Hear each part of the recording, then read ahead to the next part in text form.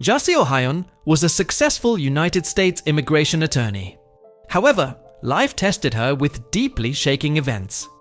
A painful miscarriage and a traumatic asylum trial that occurred during the same period cast a shadow over Jaci's world. She had become unable to tolerate a world that turned a blind eye to the terrible things people experienced and closed its ears to their cries for help. Feeling heartbroken and hopeless, Jaci decided to go to the Dominican Republic in search of purpose. Retreating to the beach, she tried to heal her wounds by teaching English and waitressing. Her husband assured her that she would get through these dark days and return to her career when she was ready. But Jaci wasn't so sure. One day, while Jaci and her family were having lunch, they saw a boy throwing his much too big flip-flops into the ocean and then swimming after them. When he returned to shore and passed by their table, they invited him to join them for pizza. The boy immediately sat down and respectfully waited to be served. They tried speaking to him in Spanish, but when he didn't respond, they switched to French. Jaci was struck by the beauty of the boy's pearly white teeth. At that moment, Jaci's heart seemed to explode, as if it had known this child for a long time. In the following months, the boy spent time with them when he wasn't shining shoes, pushing their children on the swing, or helping them choose the perfect spot for a picnic.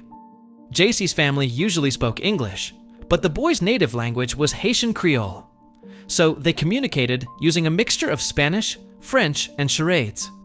Since he had never been to school, they started teaching him math, and he met with their children's French tutor a couple of times a week to improve his French.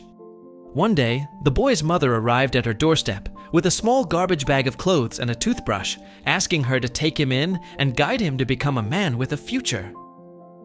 Jaci initially refused. For many reasons, taking on this role seemed impossible.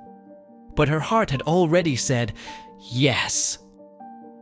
As an immigration attorney, Jaci knew that the chances of getting the boy to the United States to attend school were slim. However, with the help of a congressman and a senator, they managed to secure his visa. He arrived in the United States in the middle of winter, going from life on a Caribbean beach to life in the high Rockies of Colorado. He couldn't read, write, or speak English, but he was incredibly hardworking and never complained. That amazing young man is now studying business and engineering in college and attending a soccer academy with dreams of going pro. The opportunity to attend school in the United States completely changed his life. By lifting himself out of poverty, he has also been able to change and bless the lives of many people around him, including his family, who cheer him on from Haiti and the Dominican Republic. Jaci sometimes still grieves the baby she never got to hold. Then she wipes her tears and looks at her life in complete wonder. The heartbroken woman who fled to the Dominican Republic was searching for purpose. But God took her broken pieces and molded a life out of them that is more beautiful and fulfilling than she could have ever imagined. God knew Jaci was grieving the loss of a child, so he sent someone into her life to nurture, guide, and love. Her family of 4 unexpectedly became a family of 5.